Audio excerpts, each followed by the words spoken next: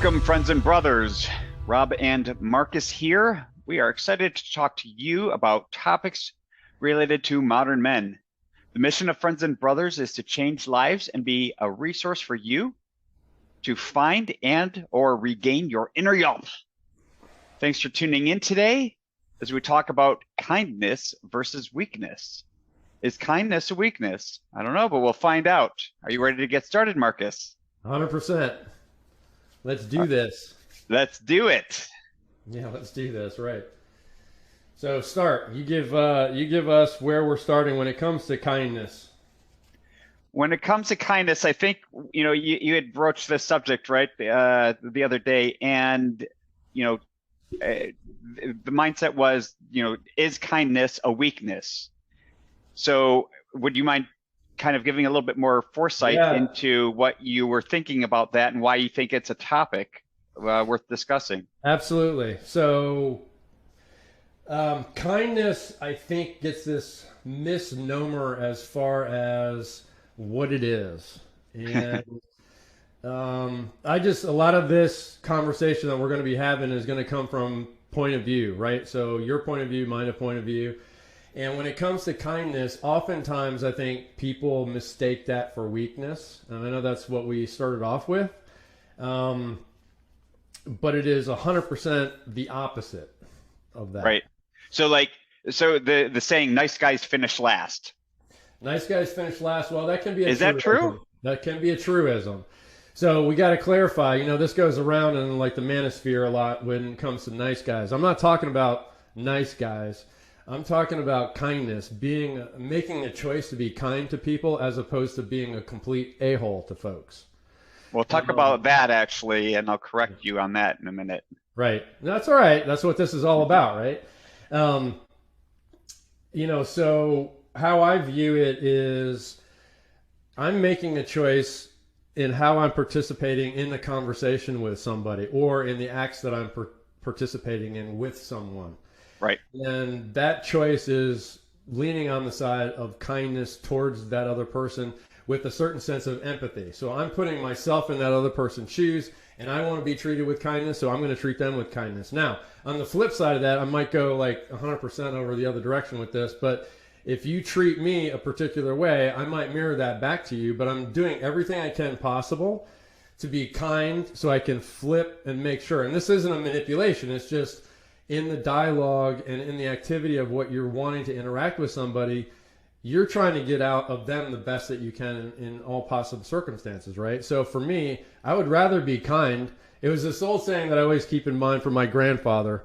He would always say, and I'm sure you've all heard this, is you can get more with honey than you can with vinegar. That's one way of saying it. If that makes any sense. I'm aware of another version, but yeah, yes. there's lots of variations. This is like an old 19 teens version. There's the more impolite version. Well, we can do the impolite versions, but so why it becomes a subject for me is many times.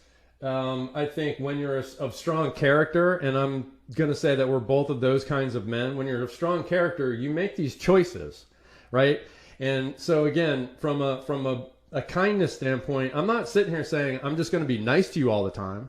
No, because I'm going to set a boundary or I'm going to set a parameter around how you're going to treat me based on that kindness or that vinegar, putting out whatever those kinds of things are in a certain capacity. So right. That's at least where I'm starting with this dialogue today. That's why I wanted to come up with the topic. No, I think it's a good topic, and we had a couple ideas of sorts going into this, right? But since we've actually started the conversation here, the idea of sportsmanship actually came to mind because as we're recording this, we're coming off the weekend of my alma mater, Michigan State University, having played and lost to University of Michigan. Where the game took place last weekend at the University of Michigan. And if you follow college football, you're very much aware of the issue that occurred afterwards in the tunnel where some Michigan State football players ended up giving a little bit of a beatdown to a Michigan player who entered the tunnel without his team, and in essence was really provoking an incident that unfortunately occurred, right? Okay. And so you have two sides of the sportsmanship here, right? On the one side, the Michigan State's program and the football players involved, they've been suspended, and now you have the opposing side saying, well, maybe there should be criminal charges passed. Personally, I don't think that should be the case because there are two sides to every story. But you have here, Michigan State players, for the most part, were trying to restrain themselves from a player skipping through the tunnel in an area he shouldn't have been. He should have been back with his team, celebrating with his team. Instead, he chose, after winning, to go and taunt the losing team. Very unsportsmanlike. That's very unsportsmanlike. Yeah. Did he deserve to get beat down by 8 people? No, definitely not. Right. But that culture was created from within too, to do that. Now, not all Michigan players partook in that, but several did, including the guy who, ended up, getting a little bit of a beatdown of sorts. Right. Right. So, but that came up in my mind as we started the conversation here, because you do have that, there's poor sportsmanship in sports, right? And being kind is, I think this reinforces being kind is not a sign of weakness, but it's a sign of strength and discipline, right? Nail on the head. Well, no, I mean, you're restraining yourself from being an animal, basically. And these guys obviously acted like a bunch of characteristics unsportsmanlike. I mean, they became a better word. Yeah, my opinion is, they became rats back in the corner, right? Yeah. Yeah. And eventually, the rat's going to unleash, right? Yeah. Again, they needed to show more restraint in that, and unfortunately, they didn't. And the team is going to suffer for it. They're going to suffer for it, and we'll see what happens after that. So to go down some other pieces of this kindness versus weakness, or kindness not being weakness, and that's a strength. What is also coming to mind through the process is, wow, that's really hard, because I can go a million different directions with this. The thing is like, you have so many opportunities as a man. Again, we're talking about men here. Right. So you have opportunities to make a choice. And in that instance, you got these guys making a choice to go completely the wrong direction. And what I feel in many cases when it comes to kindness is, if you're in that situation, you're being kind as a sportsman to say, okay, you beat us, we're going to get you the next time. So you have to make a conscious choice to behave that way. You're not letting yourself behave in a way where it's almost reactionary and animalistic. And I'm not trying to compare the guys to animals, but I'm saying, like, that's the kind of state that we're in many cases when we're dealing with people these days. Yeah. And we as men have to do a much better job, I think, in teaching our boys and our men and the people that we're associated, and the ladies, everybody. But when it comes to those kinds of things, it's okay. It's very masculine to be present in your own calm state and just let it go. You win. I'm going to go out there and I'm going to kick your ass the next time. Fine. I'm going to give it to you and then move on. Right. I think there's this fear of being taken advantage of. And when we have that, when that feeling comes, in, right, that's when that switch turns with us. Right. And I know I do it, I live in South Florida, the road rage is all the rage. And so, but what is happening, unfortunately, is, someone cuts you off, you flip them off, and then all of a sudden they're, tapping their gun on the window of their car. Right. Like, what the hell? Like, like that's right. a little bit excessive here, right? Right. Exactly. So. Well, that's the Wild West. Remember, I know we've all seen, movies and things along those lines, but reality is that's what happened back in those days. You know, Yeah. everybody's packing heat, and you cross somebody, and you had the right to do so. And that's not that's not a way Well, a civilized society yeah. needs to be living. So, and you do have the right to, bear arms, right? And, depending on the state, you do have the right to carry your arms, whether Of it's, course. concealed or not concealed, depending on the Right. state again. But regardless, you don't have the right to just wave your gun all over the place. That's No. still against the law. Right. So just to let everyone know there, right? Yeah, no, exactly. So. So you mentioned earlier about being an a-hole, which brings to mind one of my favorite books. Actually, it really is a favorite book, and I have it here. I dug it up when I was getting ready, and I don't know Can't if you. see it. Here we There go. we You go. can read it. It's called Assholeology. Okay. So it's written by three guys: Stephen Green, Dennis LaValle, and Chris Illuminati. And yes, that's his real last name, as his intro and his webpage suggest.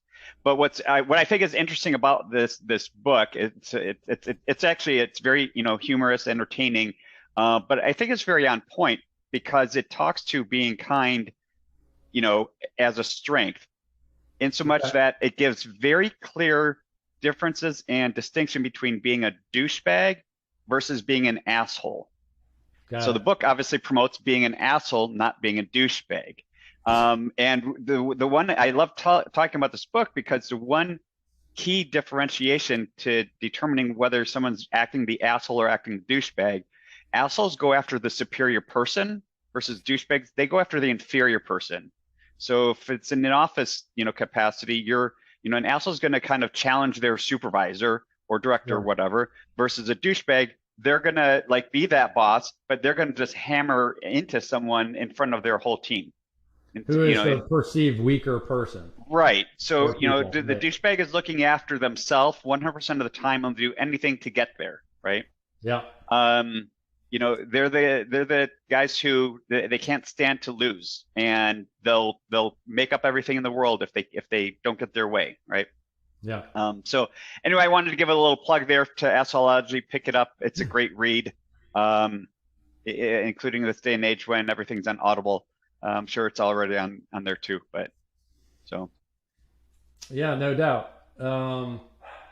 If I could add something to this, when it comes to kindness, and this again is, and I'm trying to find the right and appropriate word usage here so I don't offend anybody, but, you know, I've got three younger brothers. I've been a leader of lots of men in organizations and the such. And when you get confronted with strong personalities or strong, if you want to say men, women, what have you, you have, like I said, it goes back to choice. It's like everything that you're making a choice on how you're going to quote unquote react in that situation. And to your point, as far as being kind, being a strength is, yeah, you're making a choice to not react like a complete a-hole or douchebag. Yep. And instead, you're saying to your own self in your own mind's eye, well, you know what? I'm a better person, so I'm going to act in accordance with my code, and my code is going to be acting in accordance with talking to you with kindness. Although I could, not you, Rob, specifically, but the person. So if you're coming at me and I don't feel like you're going to respond to the kindness, then okay, then we're going to have blows. Right.